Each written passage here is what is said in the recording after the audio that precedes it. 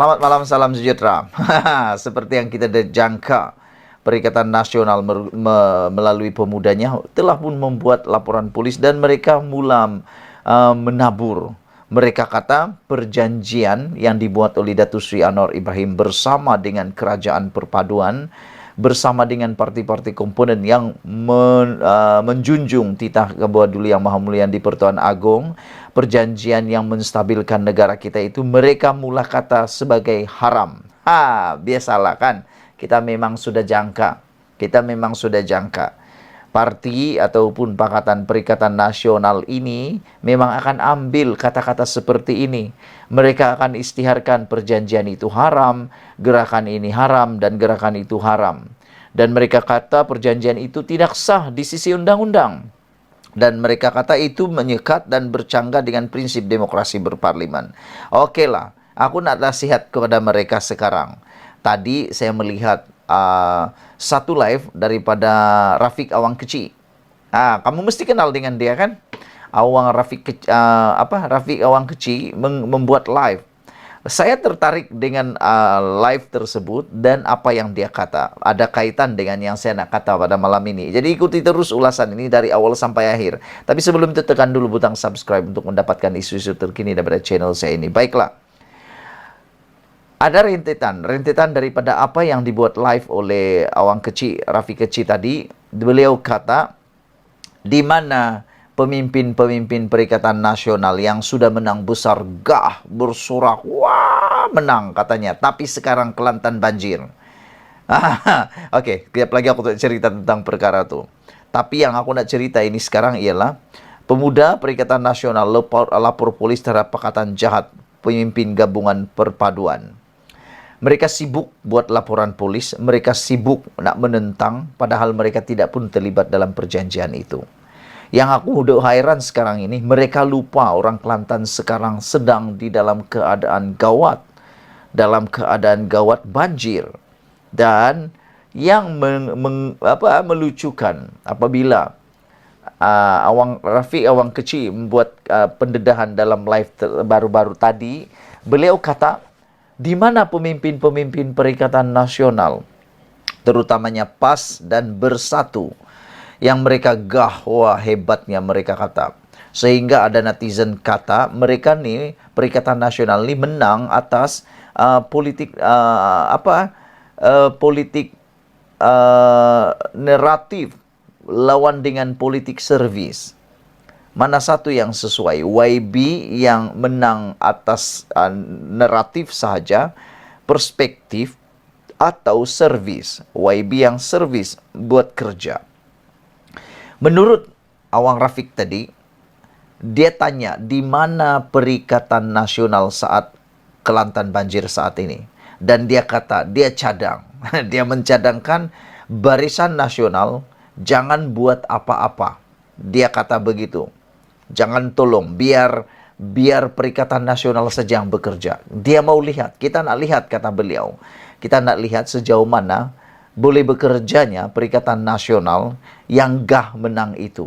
Bolehkah mereka bekerja? Biarlah mereka telefon sendiri jabatan agensi-agensi yang berkaitan, kata beliau. Beliau menyeru supaya semua jentera Barisan Nasional rehat dulu. Kan dah kalah, kata beliau. Kita terimalah kekalahan itu, kata beliau.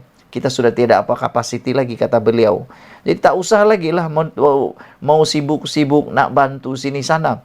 Biar kerajaan tempatan yang bantu. Biar kerajaan di pimpinan Perikatan Nasional PAS itu, kata Awang Kecil, yang buat kerja, kata dia.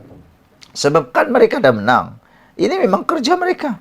Yang selalunya menurut Awang Kecil, yang sibuk itu ialah Parti Barisan Nasional. Yang sibuk ke hulu ke hilir katanya untuk membantu. Ialah nak pancing undi lah katanya.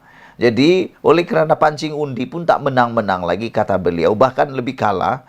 Nah apalagi biarlah yang menang besar itu bekerja saja, kata beliau.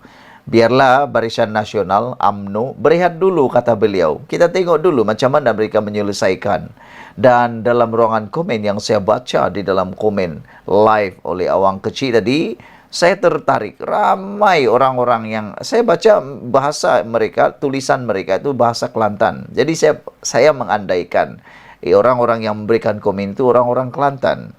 Mereka kata, ya biarlah, biar kita nak lihat, mereka nak lihat sendiri di mana, bagaimana mereka bekerja, kata orang-orang Kelantan yang saya andaikan orang Kelantan, sebab mereka menulis dalam ruangan itu sebagai orang Kelantan. Jadi yang menjadi persoalan saya ialah kenapa Parti Perikatan Nasional ini masih belum move on lagi tentang keabsahan Datuk Seri Anwar Ibrahim sebagai Perdana Menteri.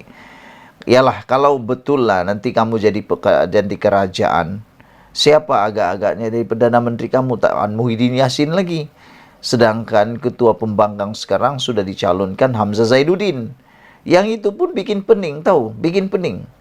Perdana Menterinya lain, ketua blok pembangkangnya lain.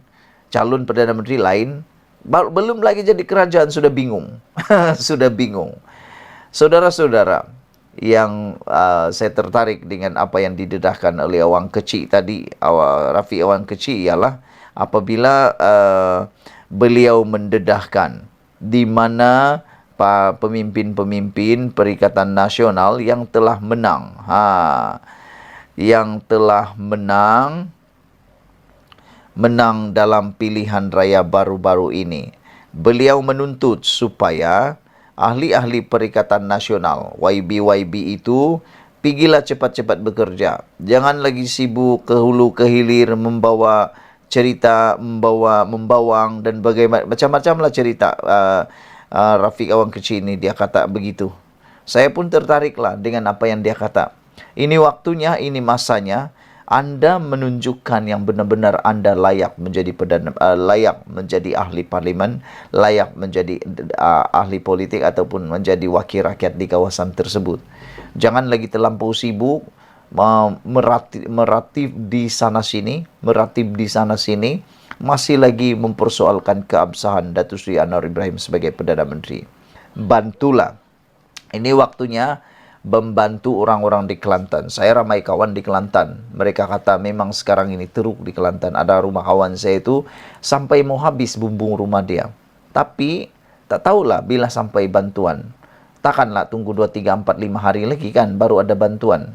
Jadi ini masanya. Kita mau dengar pemimpin-pemimpin daripada Perikatan Nasional sibuk pula nak membantu.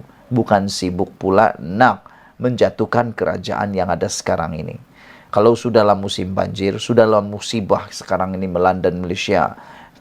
Musibah yang melanda Malaysia yang paling mengharukan sekarang ialah kejadian tanah runtuh di Batang Kali.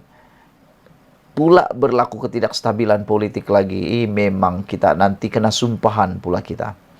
Oke, itu saja untuk kali ini. Aku pun tak tahu nak tajukkan apa isu kali ini. Tapi yang aku pasti, saya harap ahli-ahli politik yang konon dah menang tu, pergilah bekerja. Jangan sibuk lagi nak menjatuhkan kerajaan. Malaysia kita punya, kita jaga sama-sama. Cintai Malaysiaku. Bye-bye.